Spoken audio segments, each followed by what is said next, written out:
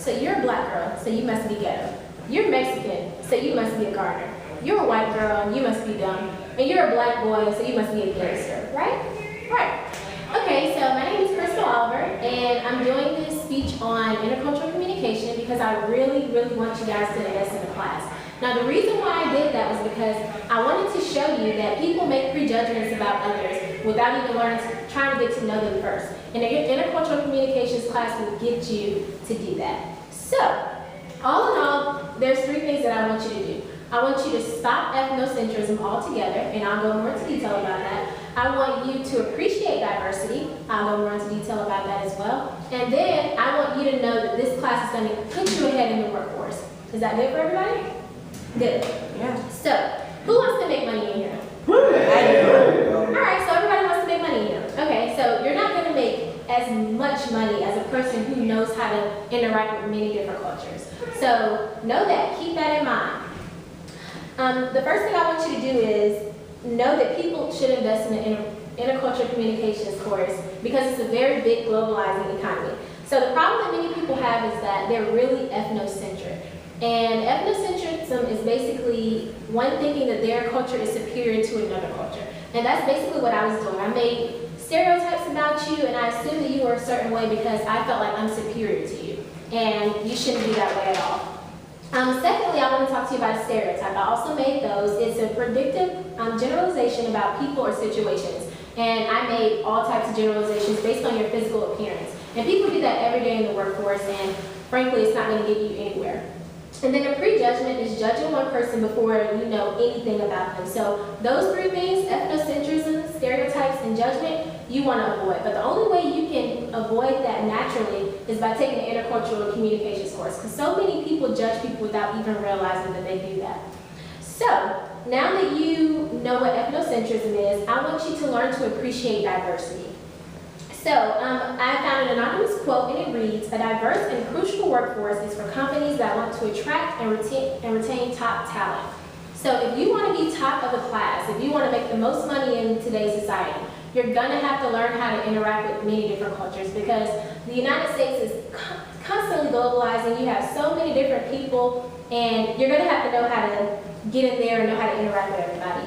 321 companies in the United States that make more than $500 billion say that the best candidates are the ones who know how to interact with different cultures. So a lot of you said that you want to make money. If you want to make money, you have to be able to interact with different cultures. So now that you know how to appreciate diversity, I want you to know how you can get ahead by taking this course. So I actually want to have a volunteer to come up and get this gift. I'll do it. Okay. Thanks. You're welcome. Okay, so what Desiree didn't realize was she received that gift with one hand. In many Asian cultures, it is very rude to receive a gift with only one hand. You're actually supposed to take it with 2 hands. They're very big on humility. They're very big on that, so it would have been really rude. But Desiree wouldn't know that unless she took an intercultural communications course. So that's just one thing to show you. Also, can anyone tell me what this is? That's a watch. It's a watch. Okay. So, what do Americans believe about time? Are they big on being on time? Yeah.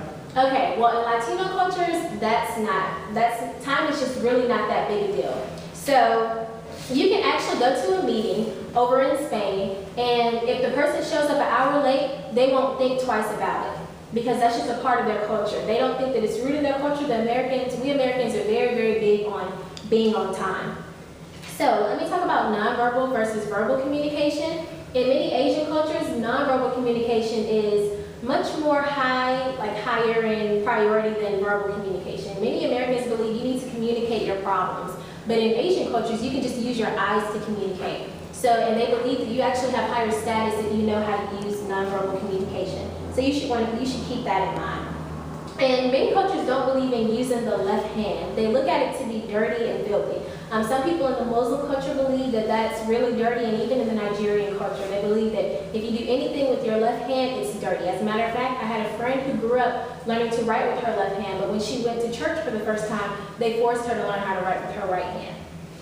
So, in conclusion, I really just wanted you to know that investing in the intercultural communications course will really open your mind to the different world. You'll learn how to build trust in the workforce. I learned that, I'm going to give you a quick example in concluding. I'm a resident assistant, and over the summer I worked with foreign exchange students. There were Japanese foreign exchange students, and they came in. And there was a situation where a particular male Japanese student, he was moving his things. And so I decided to help out since I work in the building. So I was moving his things. It was me and 3 other male RAs. And as I was moving his things, he stopped me and he kept insisting that I do not touch his things at all. So I thought I'd done something wrong, or he thought I was stealing. I didn't know, but he kept insisting that I did not touch his things. So I finally asked him, you know, what's wrong? And I realized that in many Asian cultures, it is really rude for a woman to do that kind of physical work. So he wasn't upset with me. He just didn't want me carrying his things. So it was kind of like chivalry in a way. And because of that, I decided to invest in an intercultural communications course so I could better communicate with my students. And they ended up being able to trust me. So with all of their problems, they would come to me and talk to me because I knew how to talk to them and I knew how to interact with them. So that's just a story to show you that if you invest in one of these this intercultural communications course, you'll definitely know how to interact and you'll build trust in this community. And learning and practicing other cultural norms will increase your credibility, and many companies really do love credibility. They love people who are definitely confident in speaking with other cultures, not nervous, not ethnocentric, appreciating diversity, all those great things. So with that being said, do you have any questions? Okay, well I definitely do hope you guys invest in the intercultural communications course if you plan on making big bank. Thanks.